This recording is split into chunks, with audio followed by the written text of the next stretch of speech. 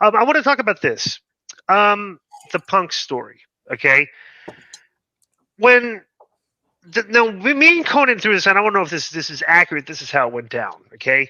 Because I heard Hunter explain how the signing of Punk went down, but I'm not sure I believe that story. Okay. I don't. Because, Meltzer, there was a lot of buzz.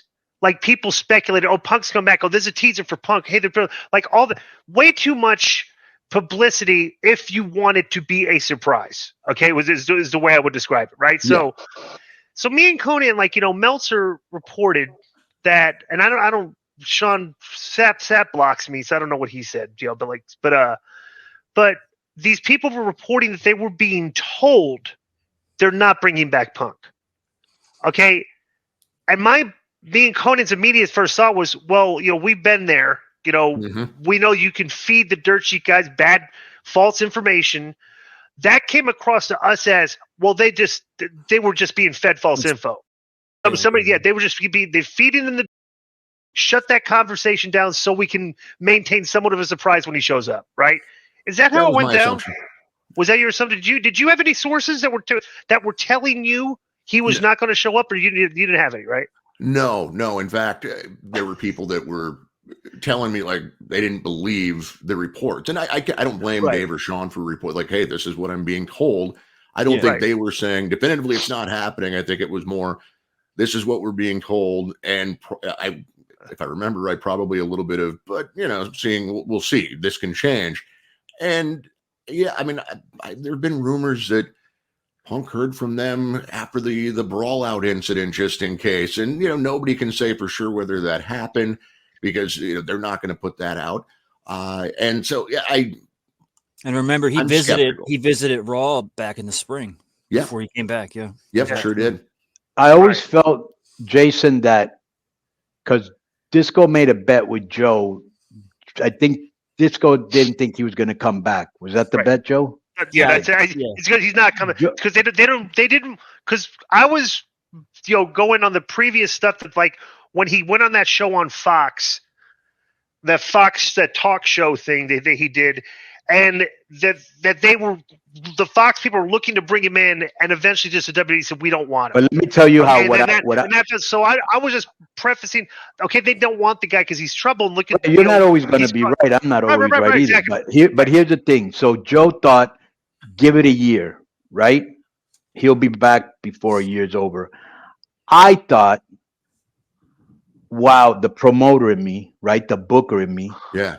We're hottest right now, and what a great way to stick it up our competitors. Chicago looks too juicy to let up. You know what I'm saying?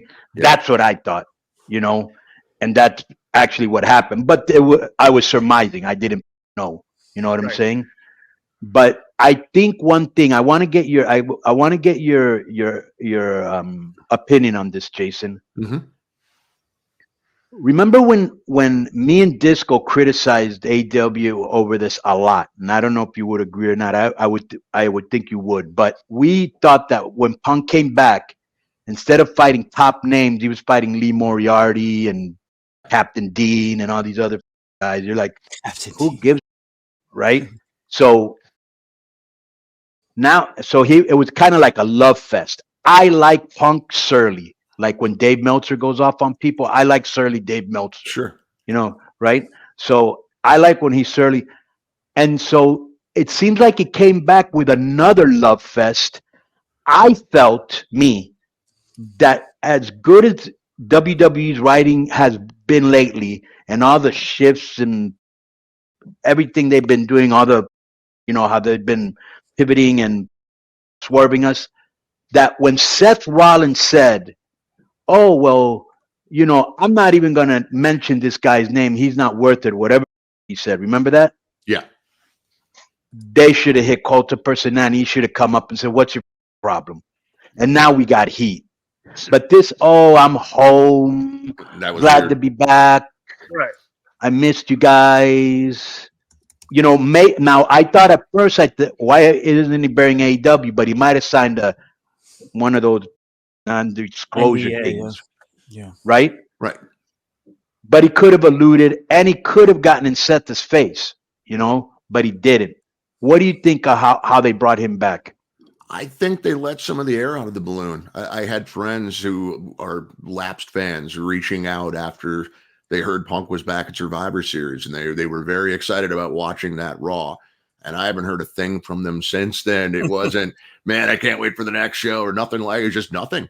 And so the I'm home thing was too much. I'm with you going back to your point on AEW 100%. I didn't mind the Darby match. The draw there was Punk's returning, and Darby's very good. That can be fun. It was good, yeah. But after that, we went how long without seeing CM Punk and Bryan Danielson or Samoa Joe? Right. And you're just thinking like Kenny Omega. And thinking like I'm not. Go ahead. Let me just say one thing. And bro, I think they whiffed twice, because here's the thing. You watch Survivor Series, right? He didn't say anything in Survivor Series, right? If I remember correctly. No, a little bit. It was like the Ronda Rousey when she debuted and came out and smiled. Right. And so maybe went to Raw. Which was kind of a terrible bait and switch, because he said nothing, right? And then this week on SmackDown, he's not even there. Oh, on Raw. Yeah. There were 1,700 tickets. Oh, SmackDown. It said next week. He was on Raw one week. He'll be on SmackDown. Yeah. Okay. Now then that's my point. Okay. Why not come in hot? Like, that's because from a match standpoint, I agree with you. I thought the Raw promo was like, "Where's the hook? Give me something to bring you back next week." For example, I'm fantasy booking Friday for 2 weeks. I'm fantasy booking Friday night, and I'm giving you a high rated. This would be a money high number segment. People are not going to change the channel. They're going to hear about this, right? Punk comes out and cuts a promo. 2-3 minutes in, here comes Paul Heyman. Yeah. Paul Heyman comes out. They have a verbal confrontation. It starts to get heated. Roman's music hits. Roman comes out, and we have a verbal confrontation between Roman and CM Punk. Whatever they talk about, whatever direction they're going, but like right now, like bro, it's like it's hot. Like people want to see like that. You know what I'm saying? Like that's how I would book this. Not like just let's take our time. Let's let it fit. No, like bro, you got brought him. So here's the thing, Jason. You brought him to Chicago for this. This is the continuation, right? So it's like which all it was, really, right? Roman. I mean, with Randy, with the deal that he went to SmackDown and signed with them, I got to think that Punk's going to sign with Raw. I think you'll get your Punk and Heyman confrontation, or Love Fest, whatever it's going to be. I think that happens Friday, but I think Punk will happen Friday, on Raw. And, but they're going to dive right in. They're going to go with him. Because you remember, Jason. But here's my thing. Bro, you have a couple weeks here. WrestleMania is 4 months away, right? Yeah. Rumble's 6-7 weeks, all right? Then me and Konnan said, like, okay, well, what would you do here? Okay, unless you have your plans in place, but it's like you're in a very very great spot right now. The numbers are good, and you're bringing Randy and Punk back. Why not tease them all with a bunch of different pieces here? Why not tease Randy and Seth, or Randy and LA Knight, or Randy and Randy and Roman? Punk and Roman, Punk and LA, just throw it all there and listen to the crowd and see how they respond to the potential things and work your way. Let the crowd tell you which direction you should go. Yeah, let the crowd guide you.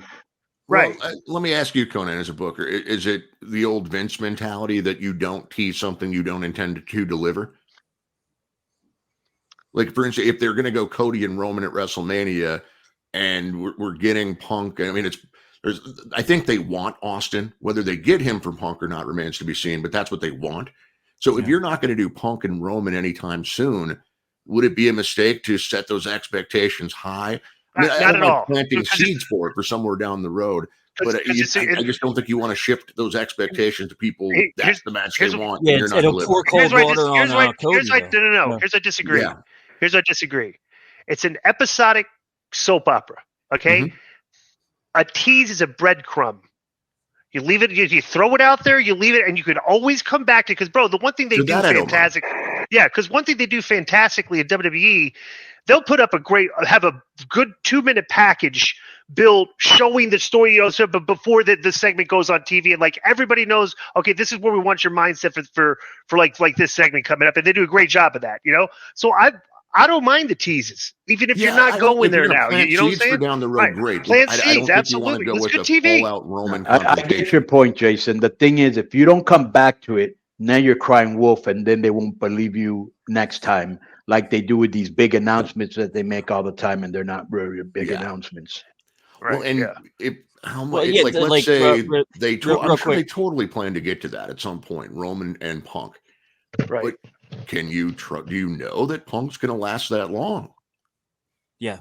Like if they're going to wait, like say SummerSlam even, there's no guarantee. I mean, I think he will, but there's no way to know.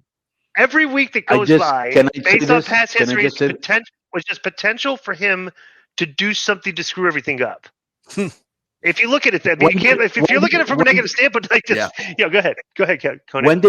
When did Punk leave WWE? January 2014. Yeah, almost 10 years. Okay, I don't think Punk 2014 would say I'm home. I think this Punk right here, he goes out on the streets because it's happened to me. He goes out on the streets and people are like, "Hey, do you wrestle anymore?" And he's like, "Well, yeah, I'm in AEW. What's that?" "Yeah, well, you're not in WWE anymore." And I think he also knows that as much as he butted heads with Hunter, he probably had a lot to do with it too. You know, and he's probably happy he's back there making money. And I'm sure they sat him down and go, "Hey, what you pulled over there, that ain't happening here. We're hot, and we will kick you out the minute you give us any problems." And he knows he's got to be on his best behavior. That's what I think. And it's like a last chance almost, you know. And I'll tell you why he's on the best behavior. They're taking him back. His out on his promo was, "I'm here to make money.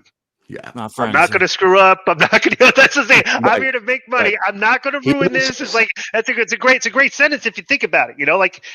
That's basically you putting a stamp on yourself. Yeah, go ahead. And here was a line that he used, Jason, that I've always said for years. He goes, "A wise man once told me," who's the wise man? Paulie. Right. "You got to leave to get everything you want," and that happens a lot. Like, you know what I'm saying? Yeah. The only thing because I agree, I think he has every incentive to make this work. Punk does, and I'm hoping he will.